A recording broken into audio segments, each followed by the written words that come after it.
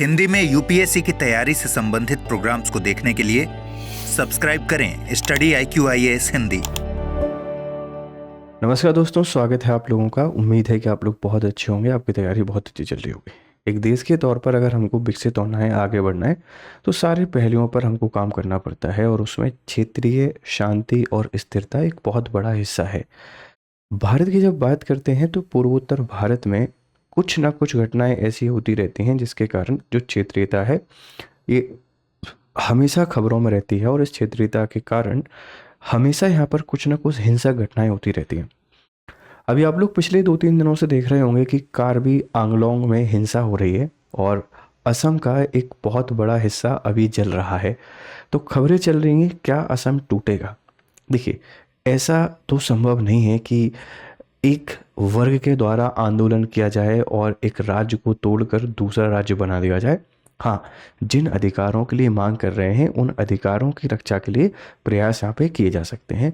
तो समझने की कोशिश करेंगे कि क्या हुआ है कि इतना बड़ा हिंसा हो गया, इतनी बड़ी घटना घटित हो गई कि यहाँ कुछ लोगों की डेथ हो गई, 42 पुलिस वाले घायल हो गए हैं, जिसमें DGP IG लेवल के अधिकारी। इन सारी वजहों को समझने की कोशिश करेंगे। आप एक बार न्यूज़ को देख लीजिए। न्यूज़ क्या कहती है कि Assam Karbi Anglong on the boil, ये जल उठा है, 2 रेसिडेंट डेड, 2 लोगों की डेथ हो गई है, 58 कॉप्स इंजर्ड, सॉरी 42 नहीं, ये 58 पुलिसकर्मी हैं, ये घायल हो गए हैं। इंटरनेट स्नैप्ड, यहाँ पर जो इंटरनेट है इस इंटरनेट को बैन कर दिया गया है, इंटरनेट को बैन कर दिया गया है। और जो भारतीय न्याय संहिता है BNS, इसके सेक्शन 163 को प्रभावी कर दिया है, लागू कर दिया है। अब ये 163 क्या है सेक्शन, इसको भी देखने की कोशिश करेंगे। अब देखो, यहाँ जो मेन विवाद है, हम पहले उस मेन विवाद के बारे में समझते हैं और उसके बाद फिर चलेंगे कि ये कार्बी एंगलोंग क्या है, जनजाति है, जिले हैं, इन सबको समझने की कोशिश करेंगे। देखो, यहाँ जो बेसिक जो विवाद है बेटा, वो PGR को लेकर है। PGR professional grazing reserve and VGR village grazing reserve, ये चराई क्षेत्र हैं और ये जो चराई क्षेत्र हैं, ये चराई क्षेत्र आरक्षित हैं। मतलब कार्बी एंगलोंग समझौते के तहत ये क्षेत्र आरक्षित हैं, किसके लिए? जनजातियों के लिए। लेकिन इन क्षेत्रों पर गैर जनजाति जो समूह हैं, उन गैर जनजाति समूह ने कब्जा कर लिया है और इसको लेकर पिछले कुछ दिनों से कार्बी एंगलोंग समुदाय के द्वारा अनशन किया जा रहा था, प्रोटेस्ट किया जा रहा था। अब उस अनशन और प्रोटेस्ट को दूर करने के लिए, लोगों को हटाने के लिए पुलिस बल का प्रयोग किया गया, सुरक्षा बलों का प्रयोग किया गया। उसमें कुछ ऐसी घटनाएं हुई कि ये आंदोलन काफ़ी हिंसक हो गया, 2 लोगों की डेथ हो गई। डेथ होने के बाद ये और मिसअंडरस्टैंडिंग हुई और घटना बहुत बड़ी हुई कि अब पूरा असम इसकी चपेट में आने के कगार पे खड़ा हुआ है। तो बेसिकली विवाद बेटा किसका है? विवाद आपको यहाँ पे देखने को मिलेगा चराई क्षेत्र का, जो शेड्यूल 6 के अंतर्गत आता है। मतलब कार्बी एंगलोंग का एक विशेष क्षेत्र जो जनजाति बहुल एरिया के लिए आरक्षित है, उस जनजाति बहुल एरिया पर जो अधिकार है वो जनजातियों का है। अब कार्बी एंगलोंग समुदाय का कहना ये है कि इन क्षेत्रों पर जब दूसरे लोगों ने कब्जा कर लिया है तो उसके कारण स्थानीय जो समुदाय है, उस स्थानीय समुदाय के जनजीवन पर प्रभाव पड़ रहा है। उनको रोजगार को लेकर दिक्कतें आ रही हैं और फिर वो उस क्षेत्र को छोड़कर जा रहे हैं और इसमें बाहरी समुदाय आके रहने लगे। ये बाहरी समुदाय कौन है सर? तो बाहरी समुदायों में नेपाल के कुछ लोग आपको देखने को मिलेंगे। नेपाल के साथ में बिहार से कुछ लोग यहाँ पे पहुँच गए हैं और वेस्ट बंगाल से भी कुछ लोग यहाँ पे पहुँच गए हैं। तो बेसिकली अगर देखा जाए, ये ट्राइबल एरिया है, तो ये ट्राइबल एरिया जनजातियों के लिए आरक्षित है। हम लोगों ने 6 शेड्यूल में पढ़ा हुआ है कि लोकल एक काउंसिल बनाई जाती है और यहाँ भी कार्बी एंगलोंग ऑटोनोमस काउंसिल बनाई गई है। कार्बी एंगलोंग ऑटोनोमस काउंसिल बनाई गई है, जिसको आप लोग KAAC के नाम से जानते हैं।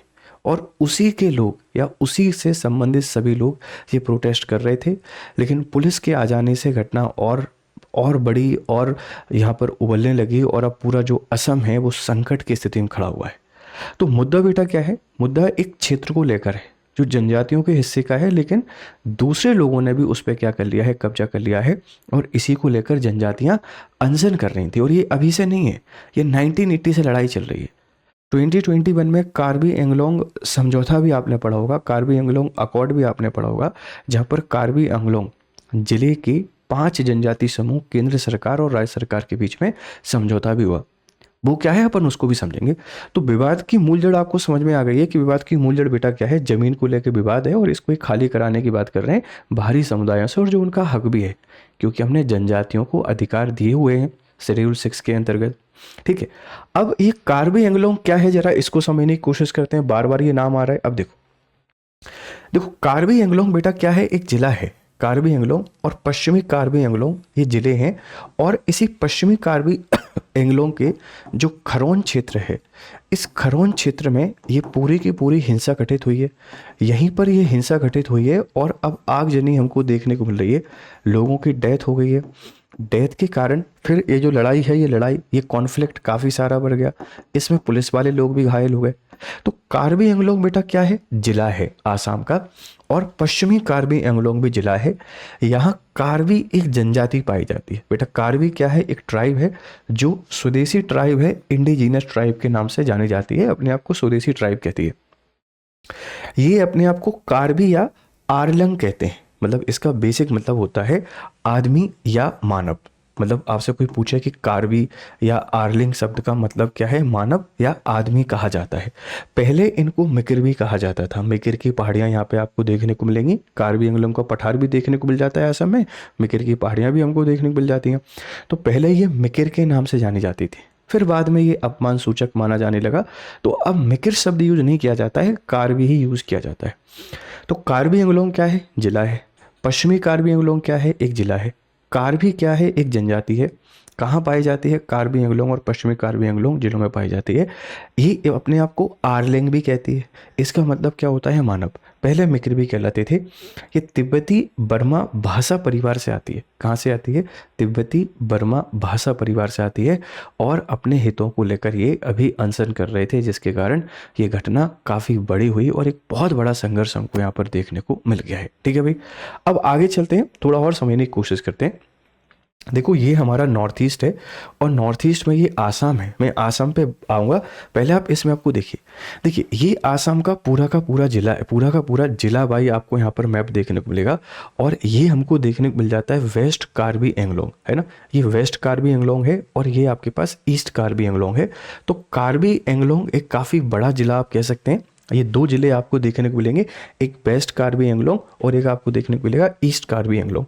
तो अभी जो घटना घटित हुई है बच्चे, वो घटना घटित हुई है वेस्ट कार्बी एंगलोंग के खरौन जो रीजन है, इस खरौन रीजन में।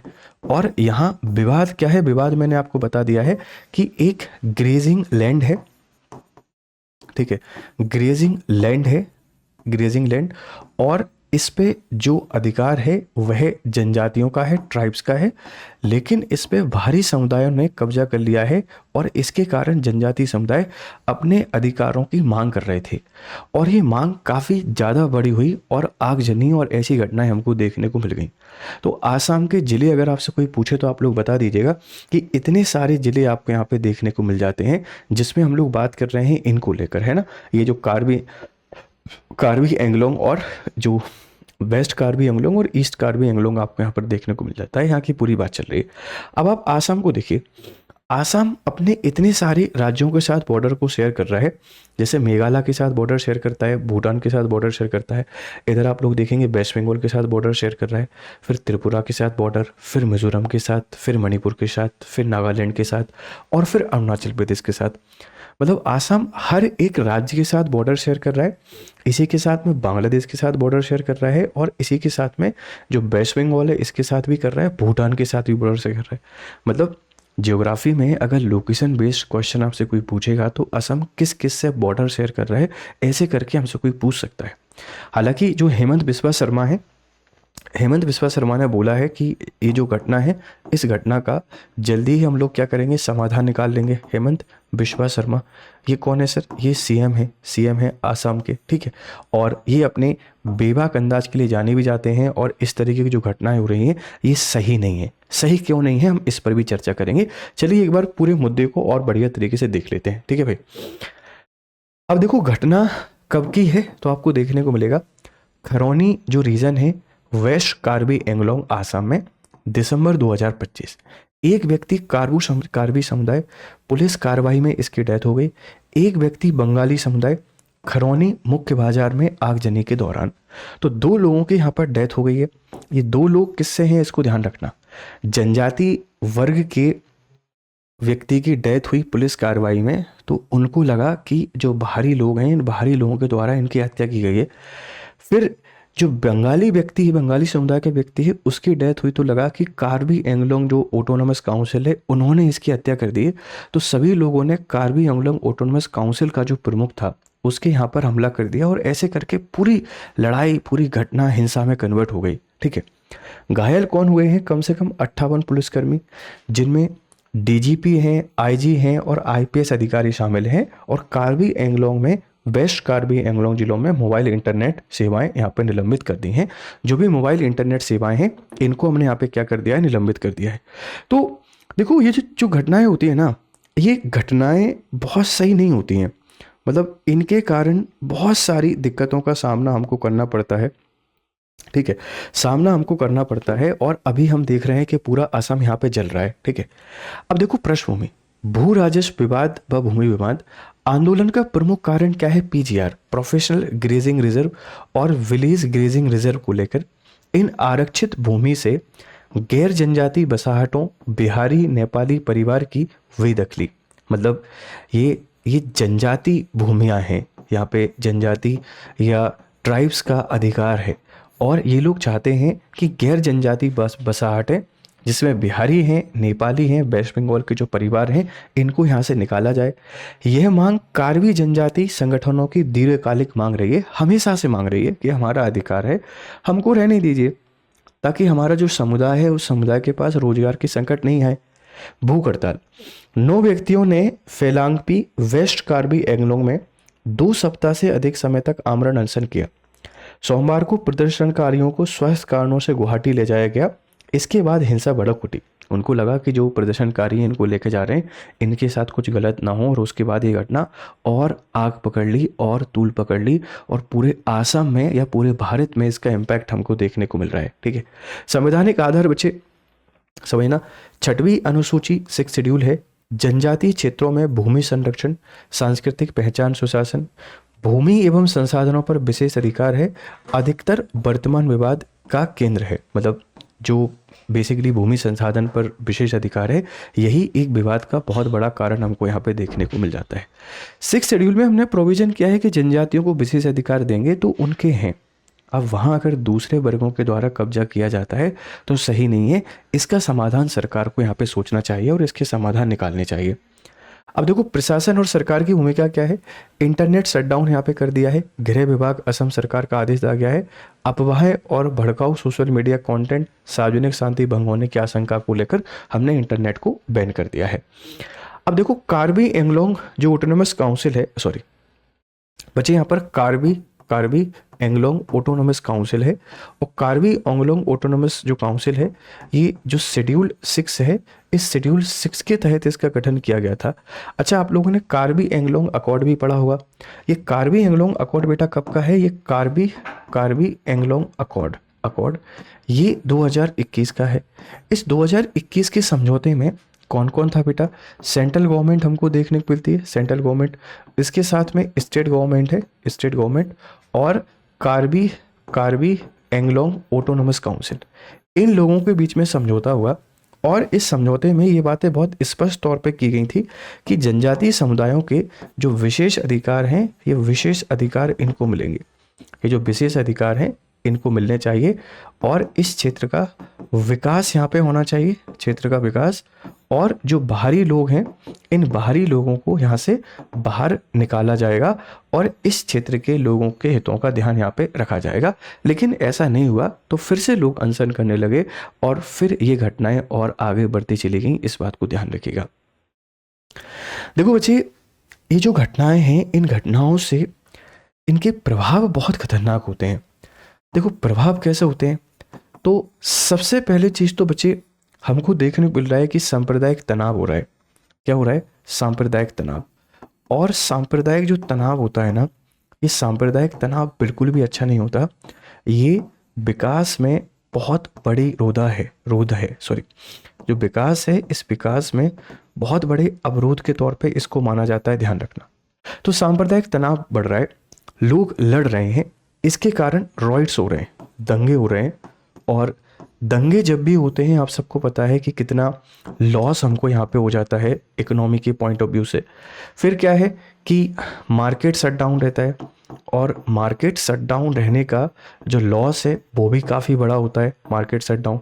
अब देखो इंटरनेट पर बैन लगा दिया है तो अभिव्यक्ति की जो आज़ादी है बेटा उसका भी हनन हो रहा है। और इसके बाद ये क्षेत्रवाद को बढ़ावा देती हैं, ऐसी जो घटनाएं हैं ये क्षेत्रवाद को बढ़ावा देती हैं। और जो क्षेत्रवाद है ये नेशनलिज्म के आगे एक बहुत बड़ा रोड़ा यहाँ पे बन जाता है। इसी के साथ में जनजातीय वर्ग के हितों का सवाल भी आता है। जनजातियाँ जिनको संविधान में संरक्षण दिया गया है, अगर सरकारें व्यवस्थाएं उनका ध्यान नहीं रखेंगी तो फिर वो लोग कहाँ जाएंगे। जनजातियाँ वैसे हमको कभी परेशान नहीं करती, अगर आप उनको परेशान करने के लिए नहीं जाओगे तो जनजातीय ऑटोनॉमी का भी हमको यहाँ पे ध्यान रखना चाहिए और उनके विशेष अधिकारों को संरक्षण मिलना चाहिए अगर संविधान ने उनको दिया है तो। ये सारे मुद्दे देखो क्या करते हैं बच्चे, जब क्षेत्रवाद और ये बढ़ जाता है ना, इसके कारण इकोनॉमी पर तो नेगेटिव इम्पैक्ट पड़ता ही पड़ता है। ये इकोनॉमी पर तो नेगेटिव इम्पैक्ट लाते ही लाते हैं। इंटरनल सिक्योरिटी है इसके लिए भी खतरा हो जाता है, और इससे जो इन्वेस्टमेंट है, इन्वेस्टमेंट आना कम हो जाता है। ये टूरिज्म को नेगेटिवली हार्म करने लगते हैं, और ऐसे करके सारी बातें हमारी जो डेवलपमेंट है इस डेवलपमेंट के खिलाफ चली जाती हैं। तो छोटी छोटी घटनाएं, छोटी छोटी खबरें देश के लिए कितनी बड़ी अवरोध बन जाती हैं, इस बात को हमको ध्यान रखना पड़ेगा। और सरकार से उम्मीद है कि जल्दी ही इन विवादों का समाधान करेगी और फिर से असम में शांति हमको देखने को मिलेगी। अब आपके मन में चल रहा होगा सर ये बीएनएस क्या है। देखो, भारतीय न्याय संहिता, वीएनएस को आप लोग बेटा क्या बोलते हैं, भारतीय न्याय संहिता। सरकार ने 2023 में कानूनों को बदला, और ये जो भारतीय न्याय संहिता है बेटा, इसने किसका स्थान लिया है आप सबको पता है, इसने स्थान लिया है इंडियन पीनल कोड आईपीसी। अब देखो आप लोगों ने आईपीसी में एक धारा पढ़ी होगी, और आईपीसी की एक धारा होती थी 144। 144 को कब लागू किया जाता था, जब उपद्रव फैल रहा हो, उपद्रव मतलब हमको लग रहा हो कि यहाँ शांति बहाली करनी है, उस परिस्थिति में 144 को लागू कर देते थे और भीड़ को इकट्ठा होने से रोक देते थे, इंटरनेट को कर सकते थे, आर्टिकल 19 की जो फ्रीडम है उनको हम लोग लिमिटेड कर सकते थे। अब इसी के लिए हमने बीएनएस को बनाया, आईपीसी को रिप्लेस किसने किया, बीएनएस ने। और बीएनएस का जो सेक्शन है 163, ये 163 में ये सेम प्रावधान है जो 144 में थे। तो बीएनएस का जो सेक्शन 163 है इसको यहाँ पे प्रभावी बना दिया है, और इंटरनेट और जो सामान्य जीवन है, जैसे इंटरनेट पर तो बैन लगा ही दिया है, और इंटरनेट पर बैन लगाने के पीछे कारण क्या है कि जो अफवाह हैं ये अफवाहें ना उड़े, जिससे शांति बनी रहे। और इसी के साथ में जो सामान्य जीवन है, इस सामान्य जीवन को भी रोक दिया गया है कुछ समय के लिए, कि सब लोग अपने घरों में रहें, और शांति बहाल होने के बाद फिर सब कुछ यहाँ पे सामान कर दिया जाएगा। ये पूरा का पूरा मुद्दा है। मुझे पूरी उम्मीद है कि आपको समझ में आया होगा। अगर समझ में आया है तो अपने फीडबैक हमको ज़रूर दीजिएगा। और जाते जाते आपके लिए काफ़ी इंपॉर्टेंट इन्फॉर्मेशन है। क्या है, देखो भाई, ये हमारा बैचेस हैं, क्रिसमस सेल चल रही है, फ्लैट 50% ऑफ है। आप इन बैचेस का हिस्सा बन सकते हैं, आपकी प्रिपरेशन हमारे साथ कर सकते हैं। 2027 के लिए use my code GRS live, और सेल एंड हो रही है 27 दिसंबर को। तो जल्दी कोर्सेज में एनरोल कर लीजिए। सेम कहानी 2028 के लिए भी है। 2026 हिंदी, इंग्लिश सभी में बैचेस अवेलेबल हैं, आप इनमें से किसी भी में एनरोल कर सकते हैं। चलिए फिर मिलते हैं आपसे क्लासेस में, तब तक खुश रहें, मस्त रहें। Have a nice time, good day to all. Hindi में यूपीएससी की तैयारी से संबंधित प्रोग्राम्स को देखने के लिए सब्सक्राइब करें स्टडी IQ IAS हिंदी।